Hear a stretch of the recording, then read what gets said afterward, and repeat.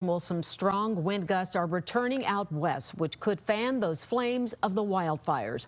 Connor Hansen has more on the changing forecast and the progress made in battling the blazes.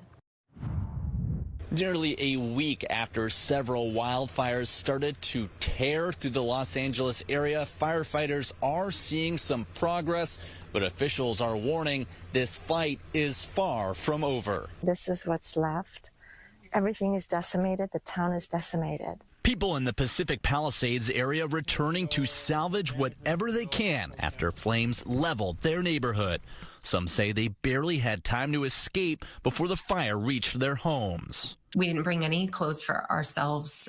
We're still just trying to pick up the pieces. After a long battle, officials say there's now minimal activity in the Palisades fire, but the danger is not over yet, with wind gusts as high as 70 miles per hour expected through Wednesday.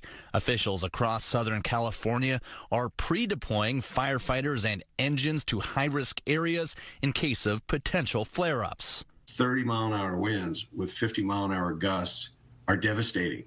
They're not 80-mile-an-hour winds and 100. That they're somewhat more manageable, but this is a concern for us. Meanwhile, utility crews are on the ground restoring power to tens of thousands of customers.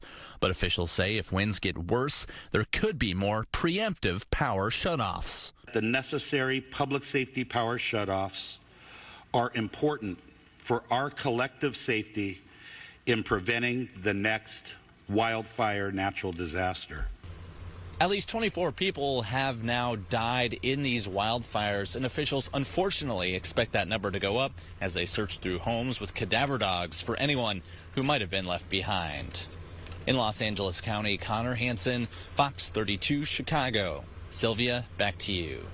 Thank you, Connor. We want you to know the Fox Corporation is encouraging our viewers to help those impacted by these wildfires in Southern California.